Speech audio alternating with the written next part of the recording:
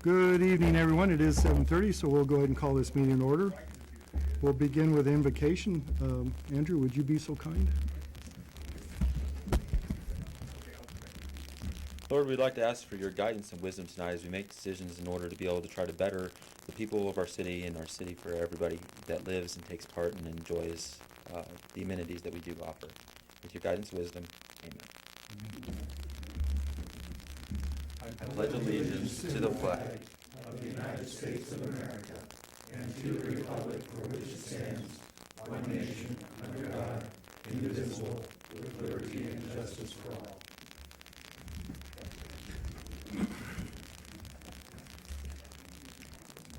Roll call. Sisley. Here. Dragonsdale. Here. Peterson. Lucas. Here. Lee. Here. Thomas. Here. Baker. Costello. Here. Okay, a current copy of the Open Meetings Act of Nebraska is posted on the wall at the back of the council chambers. If you haven't gotten a copy of the agenda, you're welcome to grab one over here. There's some on the table as you walk in the doorway. I would like to draw your attention to the top portion for the meeting procedures. The public may address specific agenda items at the pleasure of the mayor. If recognized by the mayor, please state your name and address and limit remarks to 3 minutes or less. Out of respect to the city employees, we request that any complaints or criticisms of employees not be aired in a public meeting. Concerns about employees should be brought to the attention of the city administrator or the mayor, and an individual in violation will be declared out of order. So we shall begin. Oh, did I say there's a current copy of the Open Meetings Act of Nebraska posted at the wall at the back of council? Did I already do that? All right, I don't want you to forget that. Okay, we'll begin with the consent agenda. Item number 1, approved minutes of regular meeting in Leasing Corp. on February 5th, 2019. Item number 2, place on file treasurer's report for January 2019. Number 3, accept bids and award contract for sewer connection district number 20 to Midlands Contracting Inc. of Kearney, Nebraska in the amount of $2,059,314 and authorize the mayor to sign the contract. Move that we approve items 1 through 3 of the consent agenda. Second. Would you like it on the board? Hey, Oh, sorry, I forgot to take it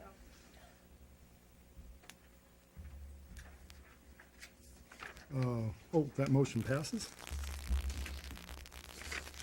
All right, regular agenda, item number 4, presentation by Smart Ltd., Legislative Director Bob Borgensen and Terry Ziegler on LB 611 pertaining to two-man train crews and possible action on a resolution of support for this legislative measure. My name's Bob Borgeson. I am the State Legislative Director for the International Association of Sheet Metal, Air, Rail, Transportation. I represent the Transportation Division, a lot of railroaders right here in North Platte, Nebraska. Matter of fact, we have so many railroaders in our union in North Platte that we have more members here than we do in many states. So what we're here about is to seek the cities, at the direction of some of the local members, they would like the city to take a stand on LB 611, which is our two-person crew bill. It's the third time that I've had a part in presenting it in the legislature. Last session, Senator Groney from Lincoln County carried the bill. This year, he's a co-sponsor. Essentially, what it does is requires the railroads to maintain 2 people on every freight train, which is what we have now.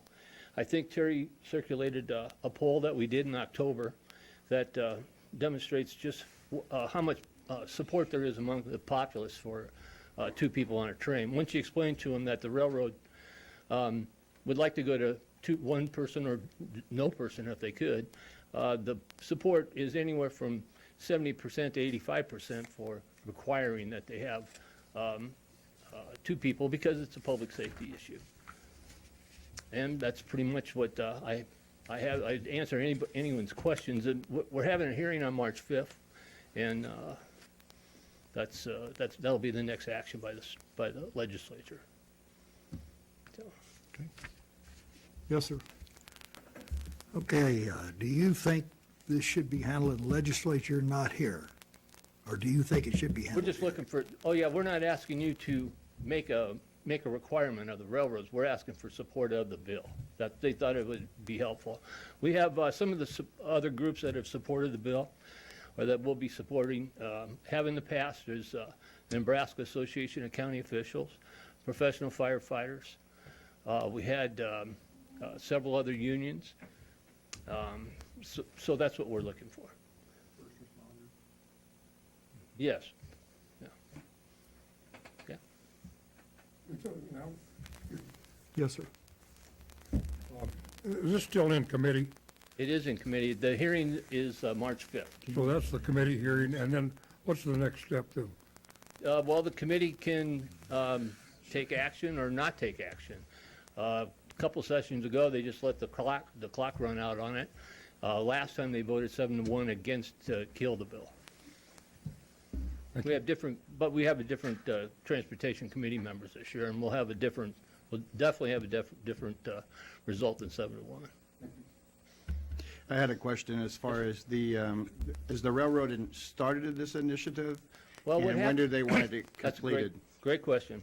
On a couple of years ago, BNSF and my own union, put out a collective bargaining agreement that they would go to one person on a train and have another guy chasing trains in a pickup truck.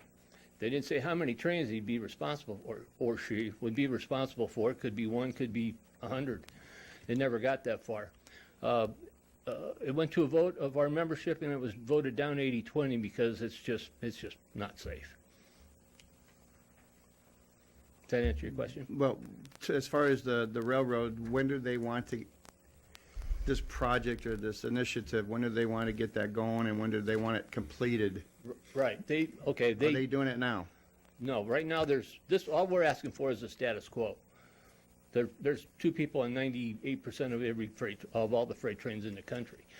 This bill has been enacted in about 4 different states. It's been introduced in about 20 this time. It's passed the House in Wyoming. It's passed the House in Colorado. Implementation to answer your question, there was a Railway Age article with Matt Rose that he said he's leaving the railroad next month, and he runs the BNSF. And he said that the one thing that he felt that he didn't move along for enough was automation. So they definitely want to do it. There's no doubt about that. As far as an actual date, I don't know. Yes, sir? Are you requesting the support of other community city councils, or is this unique due to our per capita? This is unique to you. I haven't done one to a city. That was at the request for our membership. They thought it would be a good idea, so I came out. They felt I could best explain it better. So other cities and other states have, I can tell you that. Yeah. Yes, the real impetus for this bill is a public safety issue, is that my Absolutely, sir. understanding? And, I mean, the railroaders I've talked to in transportation, they all seem to indicate that they have grave concerns about having one man on a train. I mean, we could get a host of stories on that, but that's the reason I think think it's important, is that I think at this stage it's a public safety issue. And we have a lot of railroaders in this community. And they're concerned, and I think we can express that. Again, this is not our jurisdiction. This is the legislature. The legislature, if we approve this, the legislature can still vote it down or whatever they do. But I think I think for the people in North Platte, I think it's a public safety issue. That's just my personal opinion. Yes, sir. I guess I'll offer an opinion too. It should come as a surprise to no one that the rank and file who work, and especially the train crews, would be opposed to this. That's a no-brainer as far as I can see.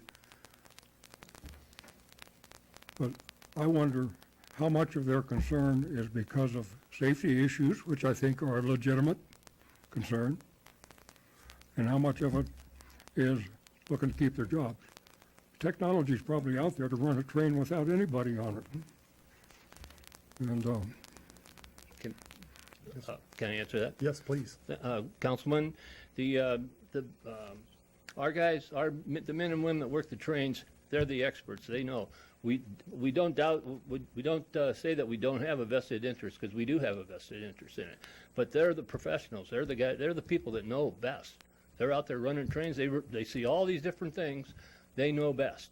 Better than the suits down in downtown Omaha. So how many states have actually gone to one-man crew or no-man crew? No, there aren't any that have gone to one. There are 4 states have some semblance of a crew requirement. California being the last. 2 other states passed it last year, and it was vetoed by the governors. That was Nevada and Maryland. What did they have? 2-man or 1-man or what? No, it was a 2-man requirement, and they had 2 men. It's a 2-man now. It's a 2-man Yes, operation. yes. Freight trains are 2 people. Yeah, you're talking to a guy that had 30 years at Union Pacific Railroad. Good. Okay, but that's why I'm asking, is it, they're still going, you want 2 men? We want the status quo, yes, sir. Yes, status quo. But what I'm saying is, does the Union Pacific or the BNSF, do they want it to go to 1, or do they want it to go to none? Do you have an idea on that? Well, I would, it'd only be my opinion. I don't know that. I would say that if they could go to none, that would, if they could, they would. Who brought up the bill? We brought up the bill. You did bring up the bill. Senator Tom Brandt of Plymouth is the, carrying the bill. Well, I did read his name in there. Yes, sir. I share my opinion, and I'd invite you to respond to it. Is what I'm struggling with is why the city council should have a role in sponsoring this bill or endorsing your action. I feel like I should leave the meeting and contact my senator and tell him he should support this bill, because I do, but I fail to understand why it's proper for this to be city council business. I guess what concerns me is that in listening to our constituents, I absolutely understand your concerns and why the bill's in the legislature, where it'll, I'm sure, be properly reviewed and debated. But I know Union Pacific also has their position on this issue and their side of the story, and so I just don't feel like, we should move this as a agenda item here at the city council, is, I guess, my opinion on it. I don't have a response to that. I don't understand your opinion.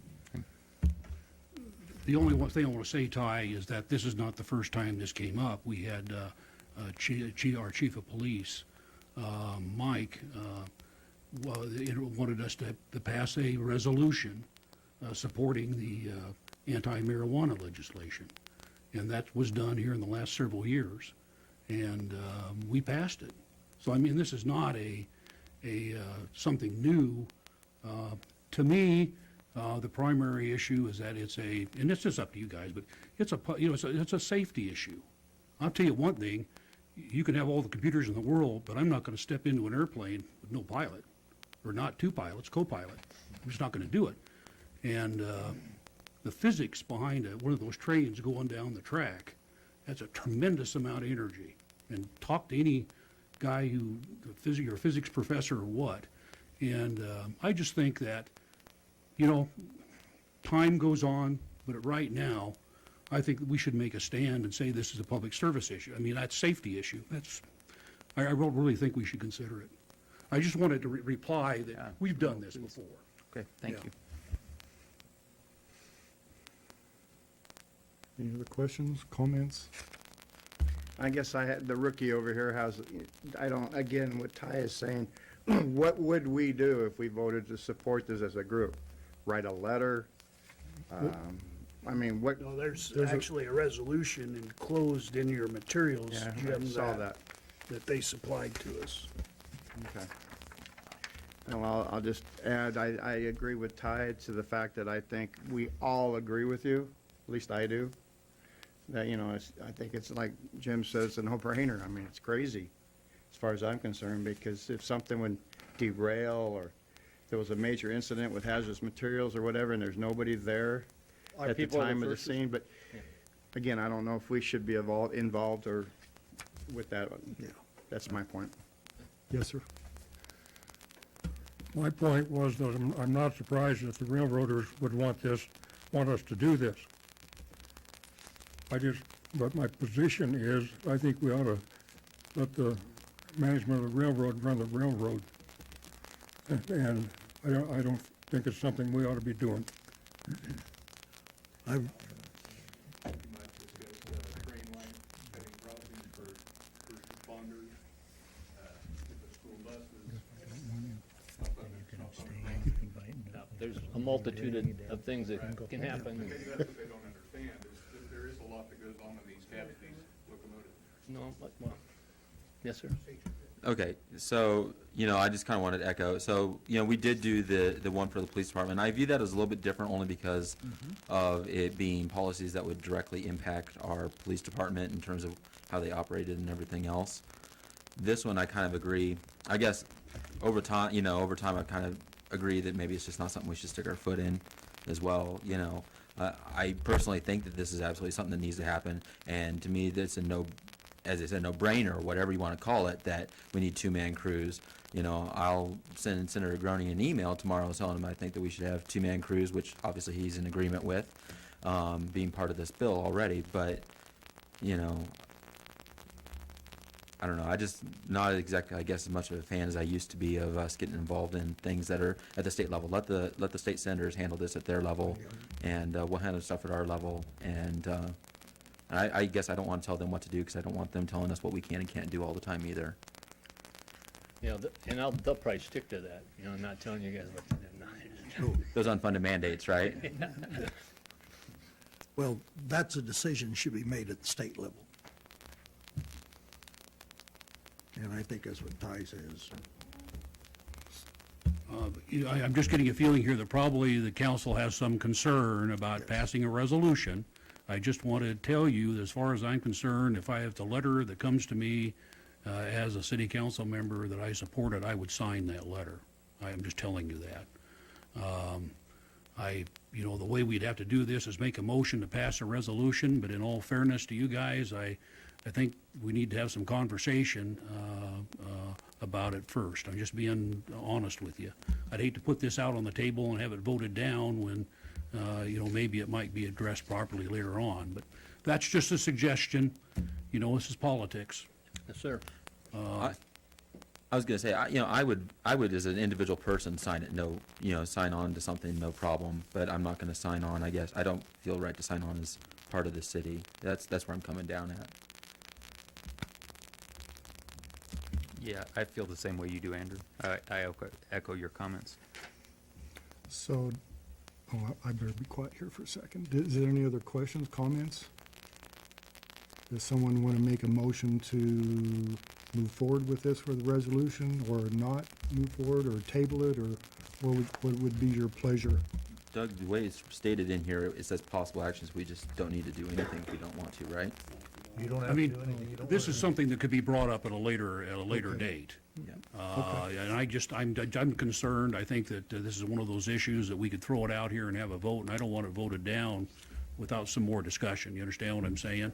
So, I do support this, and, I guess I respectfully disagree. I'd sign off on this as a council member in a minute. I don't have any problem with that. I think it is a public safety issue, but there's council members here that would not want to do that, but they may want to support it. You understand what I'm saying? So that's just my thought. Terry?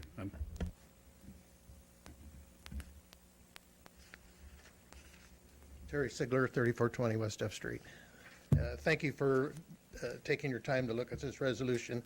The way we feel things are happening real fast on the railroad, and we got to keep out in front of it. And what we're hoping the resolution would do is help our Transportation Committee down unicameral to show that North Platte, which has the largest rail yard in the world and has a tremendous amount of employees working for the railroad, that the community supports us.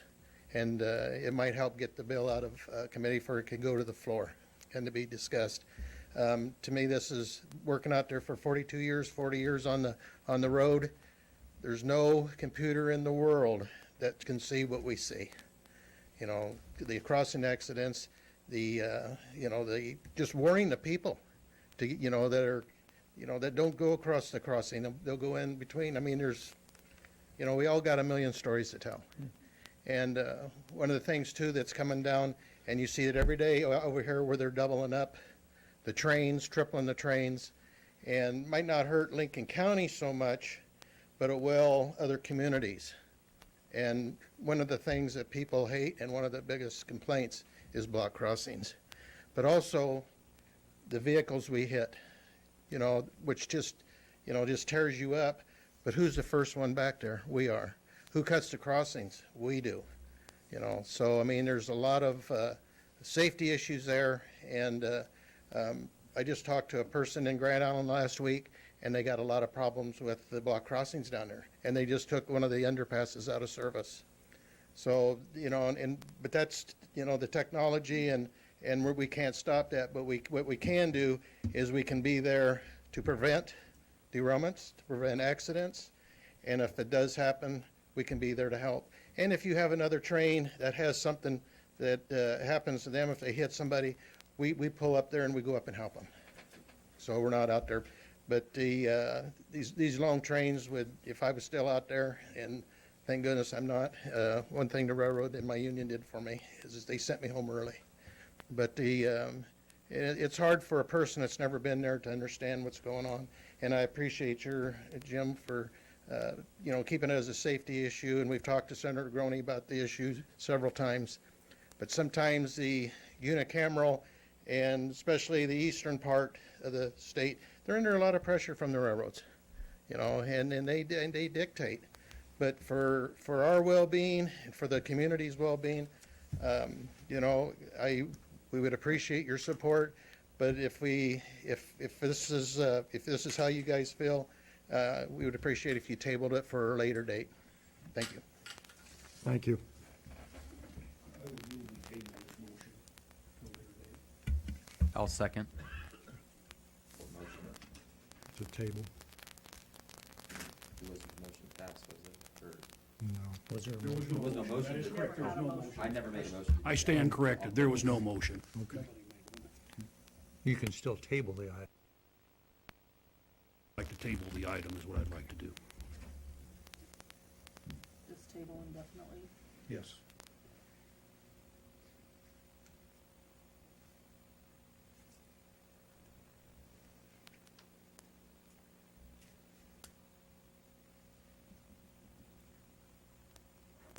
And it has been tabled for now.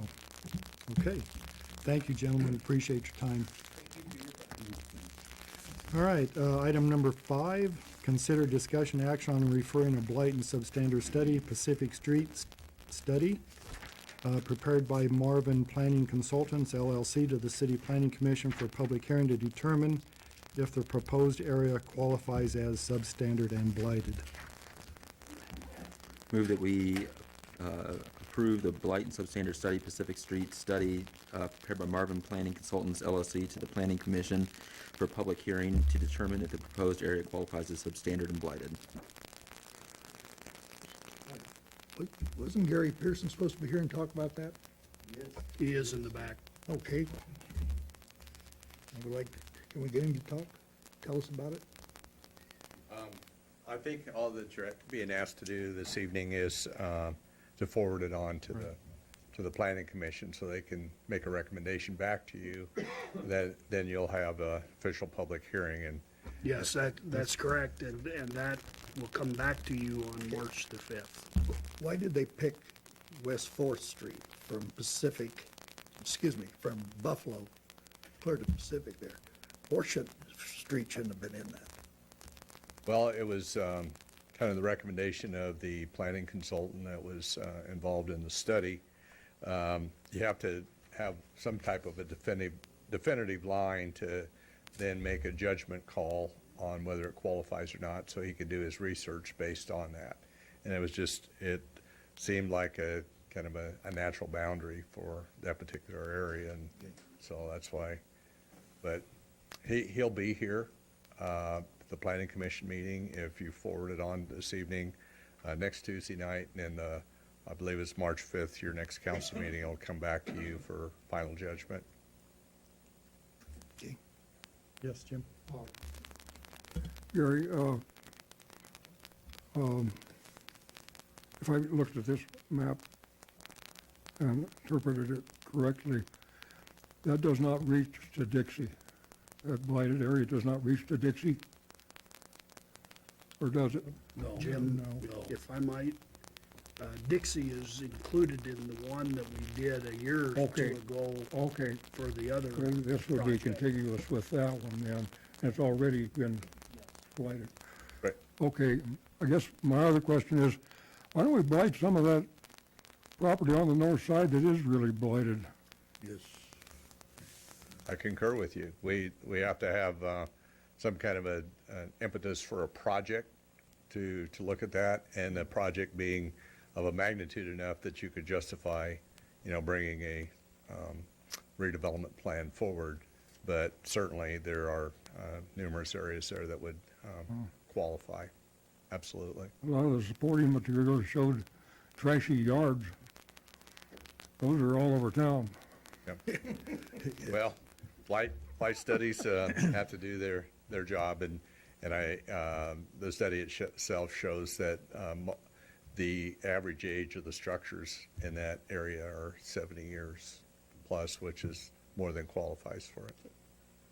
Then you'll get to hear about the proposed area itself and the planning consultants here, and he can kind of go through everything. So if anybody wants to hear about what's going to be happening with that property, they should go to the planning commission meeting first, or then wait for the city council meeting on that.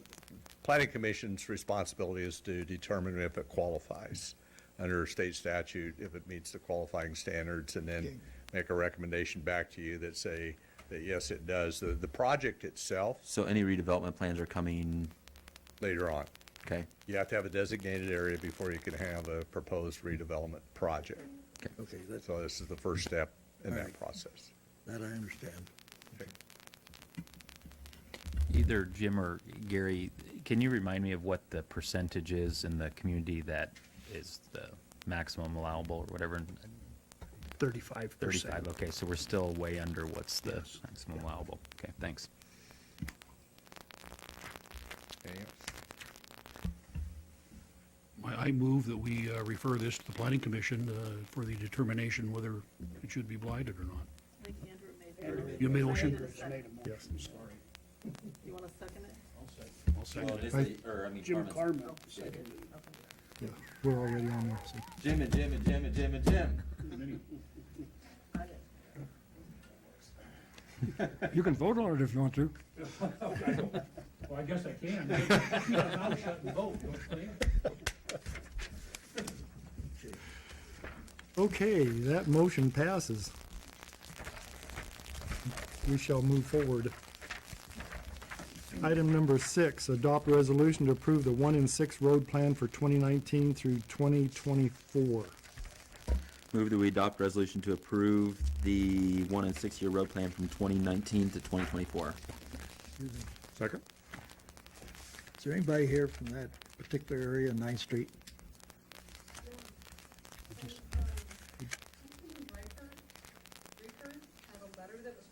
Yes, yes, he did. Yes, I have that, and I'm going to place that into the minutes. I'm not going to read it tonight. But I do have that, and it'll be placed into the minutes. Yes.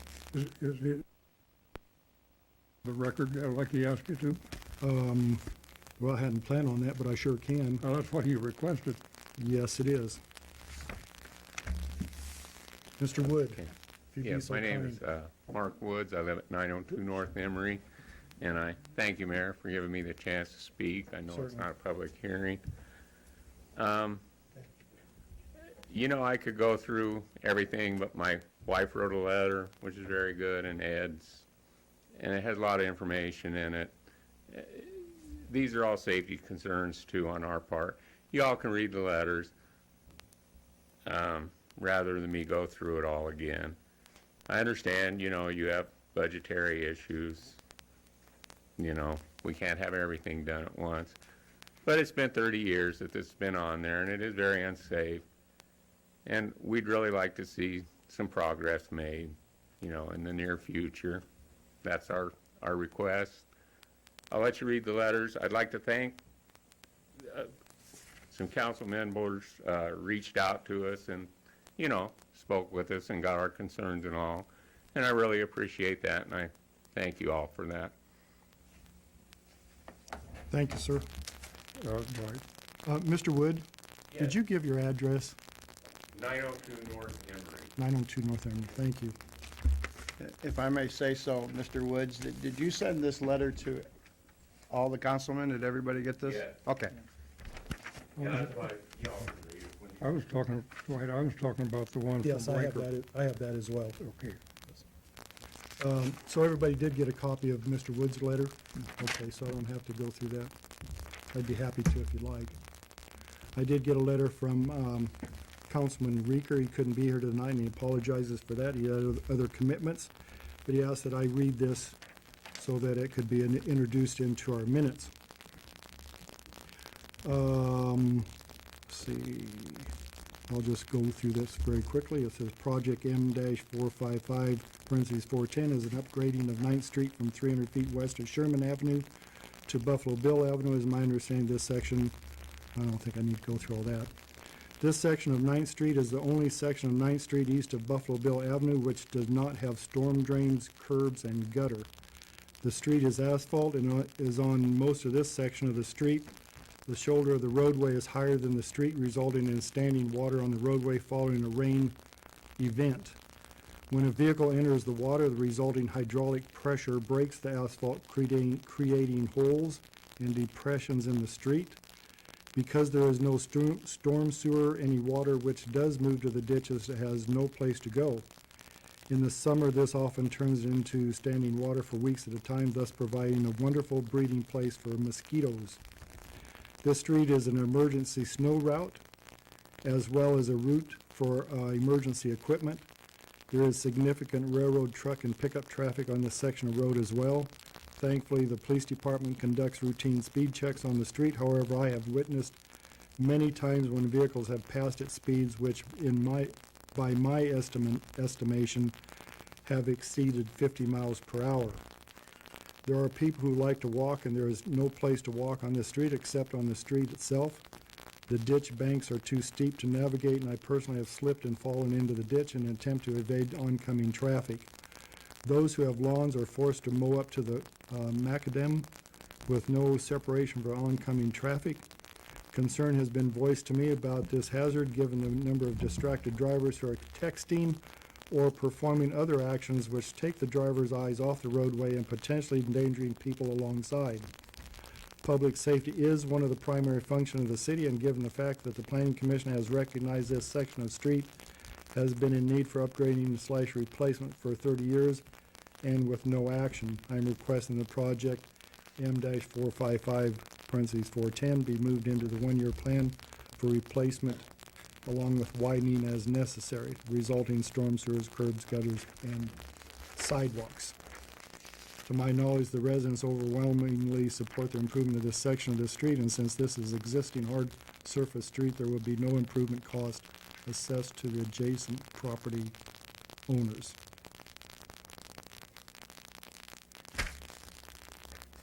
I got a couple questions if Tom or whoever can answer them and help me out here a little bit, since you're the expert. So I guess my first question is, what would you guys use for determination of streets and which projects came first on this round of 1 and 6? And then my second question is, how much actual funding, do we have? Are we actually looking to complete in a full, actually 1-year plan in 1 year this time, or, where are we standing on some of that? Well, the council and administration help us understand the priorities that we have. We make suggestions, Councilman, and they consider those. Most of it's driven by cost or money, availability of funds, a desire to stay out of debt would be another one. But the criteria we use to determine if a street needs improvement is principally by reason of use and where. So we would rate a street based on how much it's deteriorated and then how often it's used and by whom. That is, if there's more truck traffic or if there's emergency vehicles, it certainly would count. We have other streets in town that fall in the same category that 9th Street does. Actually, 9th Street's on the 6-year plan. Most of the reason saw in this 6-year plan is because of money. Pure and simple. I mean, we just don't have the money to do all these things. We have people on Dixie that want Dixie improved. We have people on Eugene that want Eugene improved. We desire to do Lakeview because there's kids walking up and down the street they're going to go to school. We have a lot of places that we could spend money, but we are restricted by that Do you principle. have any ballpark ideas on some of these on like the Lake and A view, or A and Lakeview, or the Lakeview, I Yeah, guess, we versus like what the In the Ninth wa- Street? In the 1 or 6-year plan, which I think you have a copy of, it should show costs on all those projects, the estimated costs. We did And- try to do a pretty good job of getting pretty close. And these to are what just we- the funds that we set aside plus state funds, right? Or I mean, mostly just state funds. Well, most of the state funds can be used for street lighting and labor and equipment and insurance and wages. I mean, there's a whole list of things that street money can be used for. If I might, Andrew, the state highway allocation funding can be basically used for anything that deals with the maintenance of those streets. One of the reasons why we asked for the other half-cent sales tax was to put us in a position where we did not have to continually go back to the property tax owner to bond for these projects. And so, you know, as I visited with several of the other council people today, we can put any of these projects on the 1 year. We're more than glad to go out there and fix it, but we just have to understand then that, you know, that's probably gonna put us in a position here later on to go further into debt. So hopefully, you know, at some point, we can bring back that other half-cent sales tax and be in a position to see that come to fruition that would keep us from having to do that. What's the actual amount of money that we think we'll have set aside to be able to work on that 1 year plan? Well, What's that next? depends on snow removal, a lot of things that we don't have. Again, I would say We'll never that, get snow, that right? that all depends on, like Tom said, what some of these other things are. But again, right now, the only way we would have to do that is set up a bond issue. Okay. And Tom, I have a question for you real Yes, quick. sir. From what I'm hearing, this has been in the 6-year plan for 30 years. Is that true? Number one. No, I'm sorry, it's not true. I went back today and looked back to 2005, and it doesn't actually show up on any of those plans. And Now, it's never been in the 1-year talked about, plan. certainly, and it's been looked at, but it's not been on our road plan. I went back and checked that, and I don't know, maybe I was a source of the misinformation. It could have been, I don't know, but Yeah, I mean, it concerns me if something's getting tabled every year, year Yeah. after year after year, because something else comes up more of a priority. But one thing I notice if I step in here right now, as far as priorities, 1 year versus 2 to 5, the A Street between Lakeview, or Lakeview between A and Front Street is on the 1 year. Can you explain to me what your priority is? Is it just for the safety of the children walking to school, or is it because of future growth? we have a developer that's interested in that and has expressed a desire to do quite a lot of improvements in the A and Lakeview area. And coupled with the fact that we have a lot of kids walking down that street, we thought it was natural to improve that section, that corridor. Is it That's- true that my understanding that this might be put on hold because of the layoffs, et cetera? And if it did, it could take 2 or 3 years Yeah, you know, before something might happen. Here's my point. What I'm in my head thinking is why couldn't we just do a temporary type or do a sidewalk for those children? Because that is very important. Hold off on the road project until we realize the economy's coming up and they are going to build an apartment complex or more residentials or whatever, no, it's a good which would be a point. little expensive. And then we could use some of those funds to take care of 9th Street. And I also have a concern on Eugene too, but, I mean, is that a potential or a possibility? It's a possibility. The thing is, you have to integrate that sidewalk in such a way that you wouldn't want to waste it, that it would work with the new paving, and typically we would go with back a curb sidewalk, and I don't know whether we could fit it in there. I went over and looked at it when I got in this afternoon, but You know better than I do, but I'm just thinking outside the box No, here, where it's a we good can, question, yeah.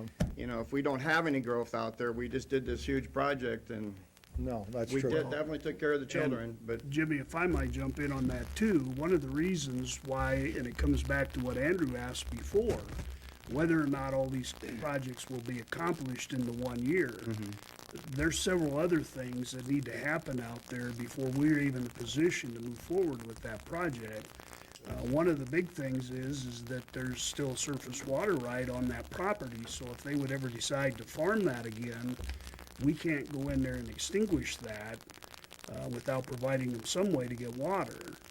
And so part of that's going to depend on whether or not the developer decides to move forward with his project, which will then put us in a position to do away with all that and put in a section. Because like Tom said, one of the things we don't want to do is end up going in there and putting in something like that and then turning around Have to a year destroy it. later and having to tear it out. I'm just thinking out loud here. One, sorry, Jim, one thing I might just want to clarify, I remember from when we used to look at this, when I was on the planning commission, that it sometimes is confusing because the cost is a cost estimate, but each project kind of has its own recipe in terms of how to fund it, correct? So for example, like Dixie, the Oriole to Mockingbird and Hummingbird, that 450 is actually a developer paid expense, Yes, right? those streets, which were included in Ed's letter, actually are, the reason they're shown on the 1 year is because the developer already has them under construction. But those are developer costs. You know, the city doesn't have any cost involved in those particular streets. So like at Lakeview, for example, I mean, it would seem logical that if a development was moving forward, I mean, a developer would typically pay for a lot of the sidewalk, sewer, curb, correct? And so this doesn't necessarily mean that we're planning on dedicating 2 million or whatever it is of city discretionary funds towards the project, correct? That's correct, and, you know, part of that's gonna depend on what his design looks like also. So I think what happens, if I understand this right, if you get areas that are development areas, some of those projects end up kind of moving up to the 1 year, even though you're not necessarily planning to pay for them as a city, right? Because they're on our target as being completed development projects, I think. And on Lake and View, or on the Lakeview piece, if I remember right, we've had previous discussions, because this has been up before, and part of the problem with that one is that we have to fill in some of that land around there, right, in order to have enough to be able to pave and put sidewalks in? Now, of course, we haven't shot it, we haven't designed it to tell you exactly how we would do it. I mean, that strip where the road is now currently is too narrow for much of an expansion. Eugene is where it's really narrow. Lakeview is a little bit wider than Eugene is, for example. And Eugene has been brought up as having a very narrow section, but most of that's in the county, not in our section. Okay. The other thing back on Lake, other than those areas that have been subdivided again, but, you know, I think your recollection of when we discussed that before was when Mr. Thomas had put those areas in north of Second Street, east of Lakeview.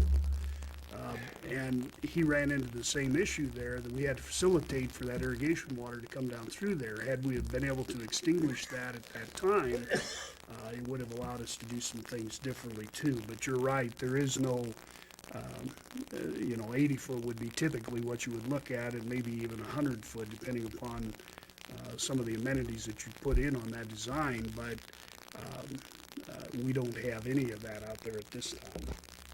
And how would we typically go about if we wanted to expand that? We would require that of the developer when he came in to dedicate the additional right-of-way across his property. Okay.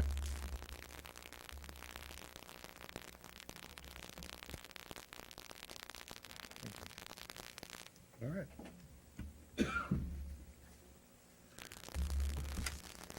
Did we have a motion Yes. in a second? We made it from Jim Farman second. So are we ready for a vote? Okay.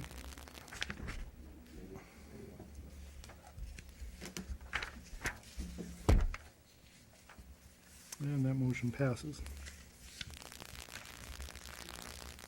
Item number 7, adopt grant resolution for the North Platte Public Transition Operational Funds for 2 years, beginning July 1st, 2019. Move that we approve the grant resolution for the City of North Platte Public Transit operational funds for 2 years beginning July 1st, 2019. Yes, sir. Real quick question. Why do we have to do 2 years on this one? 2 years always makes me nervous on budgeting because things change a lot fast.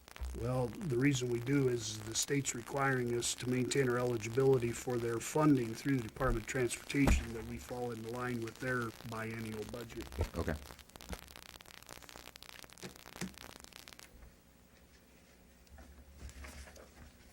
And that motion passes. Item number 8, adopt a resolution providing for designated First Bank as warrant lender, authorizing the execution of delivery of a warrant purchase agreement with such designated warrant lender, and referring to and incorporating the terms and conditions of ordinance number 3874 relating to warrant financing. Move that we adopt a resolution providing for the designation of First State Bank as warrant lender, authorizing the execution and delivery of a warrant purchase agreement with such designated warrant lender, and referring to and incorporating the terms and conditions of ordinance number 3874 relating to warrant financing. Second.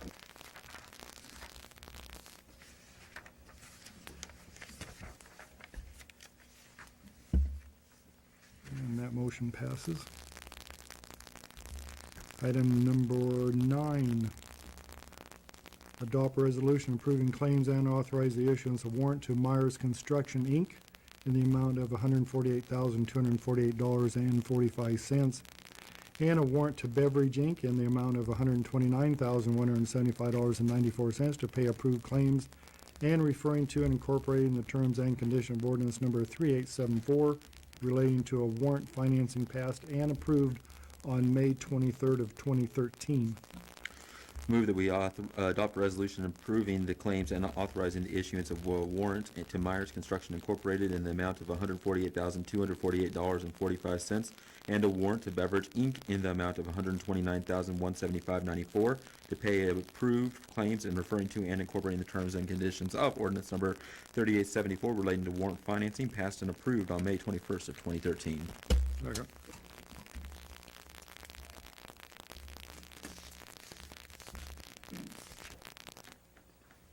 And that motion passes.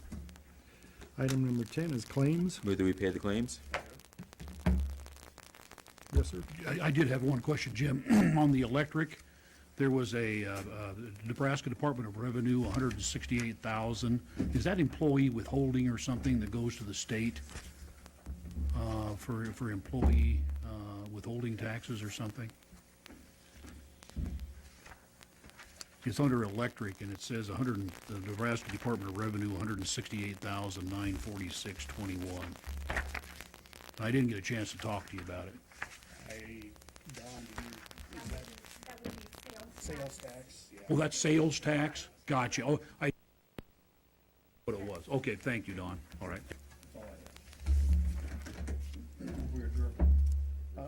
Not yet. And that motion passes. Move that we adjourn. Oh, yes. Yes, just a reminder, our next meeting is at 5:30 on March 5th. So we'll send out a reminder as well.